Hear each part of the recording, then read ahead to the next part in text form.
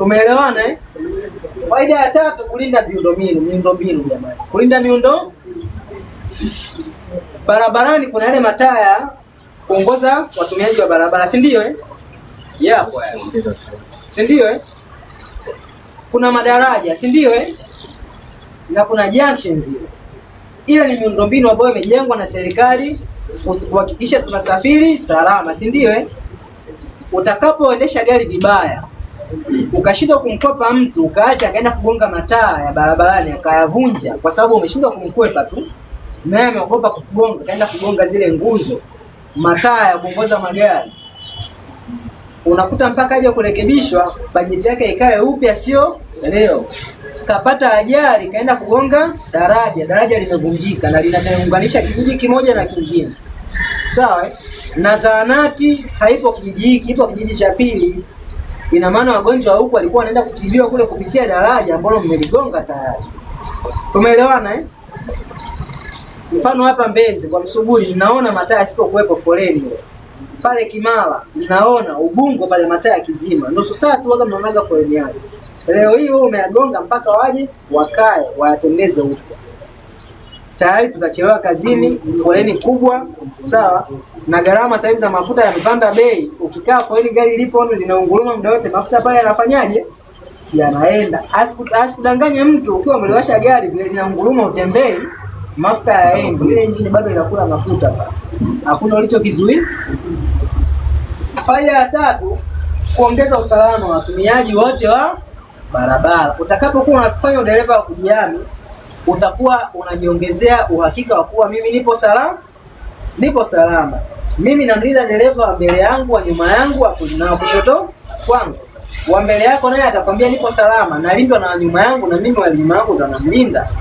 Wa mbele yangu pia ananilinda mimi. Dakika ya mwisho wote tunakuwa salama. Tumeelewana madereva eh? Na faida zingine nyingi. Tumeelewana eh? Kwa leo faida zetu hizi 4 zinatosha, na ambazo wengine walikuwa wamezichangia. Tumeelewana eh? Lakini kingine kinalinda uchumi na kutunza sana nguvu kazi ya taifa. Asilimia kubwa ya madereva walioko barabarani ni vijana. Hao ndio wanaendesha kutunza familia, kuendeleza maisha yao kila siku, kama sehemu ya ajira, kuongoza makampuni fulani, kuhakikisha vyakula, mafuta, sawa eh? Na vitu vyote vya muhimu ndani ya nchi vinaingia na kutoka kupitia hizi barabara, si ndio? Na madereva ambao ndo nyinyi, si ndio eh? Na asilimia kubwa ni vijana, na vijana ndio nguvu kazi ya ajali inapotokea barabarani. Wanaoathirika wengi ni kina nani? Vijana. Kwa hiyo vijana watakapopungua, nguvu kazi ya taifa pia inafanyaje? Inapungua na inazorota. Of course wazee sasa hivi wamesha restaff, wamekaa majumbani kwao, wanalishwa na watoto wao. Nyie ambao mnapambana sasa hivi sasa nikae barabarani, nyie ndio vijana, ili mkaendeleze maisha ya kawaida. Wazee ambao walikuwa barabarani wana staff, mnabaki nyie ndio hazina yetu kubwa tunaowategemea. Kwa hiyo nawasihi kwa mara nyingine, bodaboda atakapofanya uzembe barabarani, una uwezo na unaona una nafasi ya kuokoa maisha yako. Dereva bajaji, hata dereva daladala, basi hakikisha umeokoa maisha ya yule mtu kwa namna yoyote. Usimkazie wala usimbane, okoa, kwa sababu maisha ya barabarani kwa sisi ambao ni madereva tumezoea, barabara inalipa, na sisi ambao ni imani tunaamini kwamba wema unafanyaje? Unalipa. Leo hii kavunja sheria kwa bahati mbaya, umemuokoa kawa hai. Kesho kutwa ni wewe upo barabarani ndio umefanya kosa lile, Mungu naye ataingiza wepesi katika moyo wa yule, naye atasimama atakuacha upite salama. Leo hii umemuua dereva bodaboda, umembana dereva bajaji, umemuua, ana familia, ndio anategemewa, ataacha watoto yatima, mzazi wake atakuwa ombaomba barabarani, sawa eh? Maisha ya hawa vijana mbona ni nguvu kazi ya taifa, kesho umeshaharibu, sawa eh? Kisa mtu mmoja ambaye alikuwa barabarani ndio anaingiza kipato kutunza familia, anafanya vile, ana overtake, anawahi, anachomeka, anawahi apate ile pesa aitunze familia. Una uwezo msaidie, sawa eh?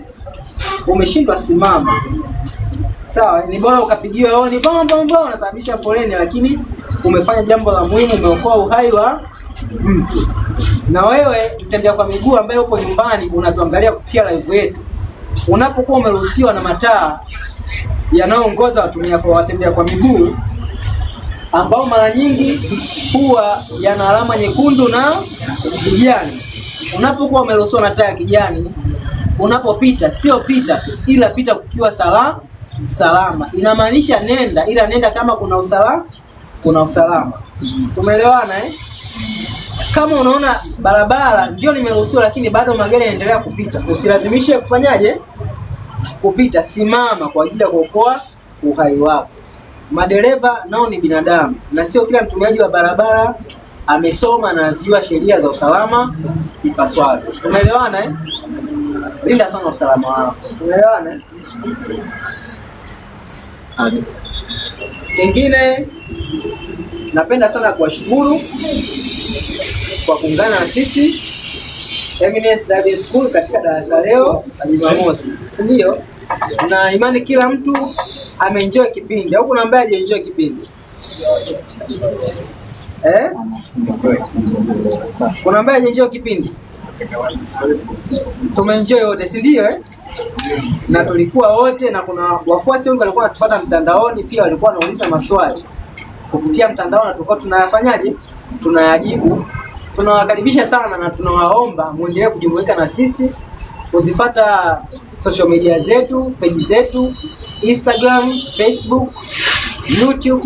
Tuna account zetu za Eminence Driving School, msisahau kutufollow na ili tunapokuwa tunaingia live mnapata updates zozote mpya, na tunapotuma post zetu za kuelimisha kuhusiana na masuala ya usalama barabarani, mnapata taarifa hizo kwenda kuangalia. Mtakaohitaji kujiunga na sisi, karibuni kwenye page zetu, kuna utaratibu na namna ya mawasiliano ya kuweza kufahamiana na kuwa karibu sana na sisi. Pia mtapata update za vipindi vingine vipya vya live ambavyo vinaweza kutokea katikati ya wiki au darasa la Jumamosi pia linalofuata. Mlikuwa na mimi mwalimu wenu, mwongozaji wenu wa somo letu la leo la udereva wa kujihami na faida nyingi zilizoongozana hapa katikati. Naitwa Hasani Hamisi Hasani. Ningependa kuwashukuru na kuwaaga na kuwaomba tukutane kipindi kijacho kama mpo tayari. Asanteni.